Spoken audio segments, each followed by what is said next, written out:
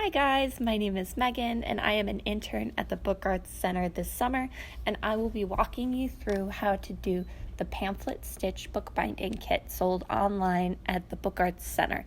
So, just quick reminder, if this is your first video, this video is a time-lapse video and will most definitely be faster than what you will be doing in person. So be prepared to pause the video as needed. These are all of the things that you're going to need to create the kit. The kit provides pretty much everything. The only thing that I actually got myself was a cork, but if you're over 21, the probability of you having a cork lying around is pretty high.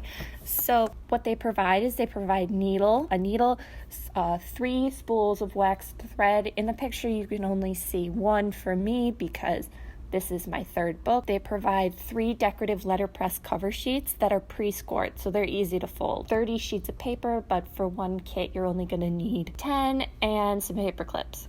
I lost a majority of my paper clips pretty quickly, so half the paper clips aren't the originals, but I tend to have paper clips lying around, so that's not a big deal. So let's get started. To start, you are going to take 10 of the 30 pages, counting them out, and then folding them in half like a hamburger. So this is probably the longest bit of time.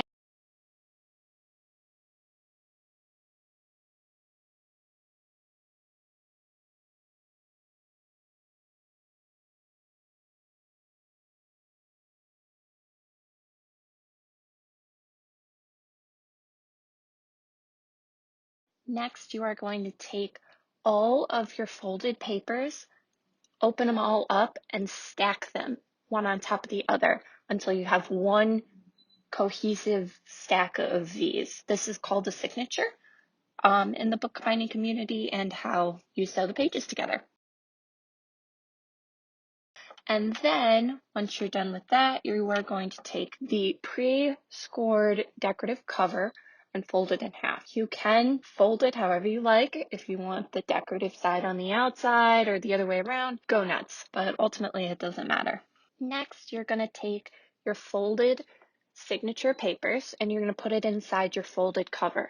Then you're going to open those up, straighten them out, make sure your edges are nice and lined up, and then you're going to paper clip all those together. Now we are going to mark the spots where we're going to punch the holes with our awl. As you can see on the screen, I'm going to punch a hole at the 1-inch mark, the 4.25-inch mark, and the 7.5-inch mark.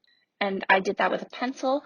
And then once you're done with that, you are going to take your awl or a makeshift awl. I used a needle shoved in a cork, and then you just use the awl and you punch holes all the way through the entire book through to the bottom. You should do this on a surface you don't mind getting holes in, or you can use a cutting mat. Then you're going to thread the needle and leave about a 2-inch tail. You can or you don't have to tie the thread to the needle. I actually tied it to the needle and then untied it and then started sewing. You're going to start sewing at what we call the sewing station. So you're going to start from the inside of sewing station 2 and go through to the outside. But you're going to leave about a few inches of tail inside the book that you're not going to pull all the way through the book.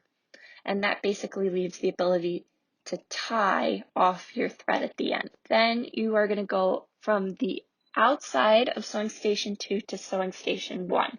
So that's going to be at the top of the book. You're then going to go from the top of the book hole from the inside all the way down to the bottom sewing station, which is sewing station 3.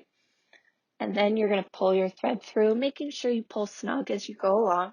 And then you're going to go from sewing station 3 back to the inside of sewing station 2, right where you started. And then what you're going to do is you're going to take the needle off that thread and pull tight.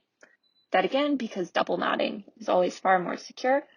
And then cut off the excess and remove the paper clips, and you've got yourself a cute little pamphlet book. So I hope this was helpful in your experience on simple bookmaking or pamphlets.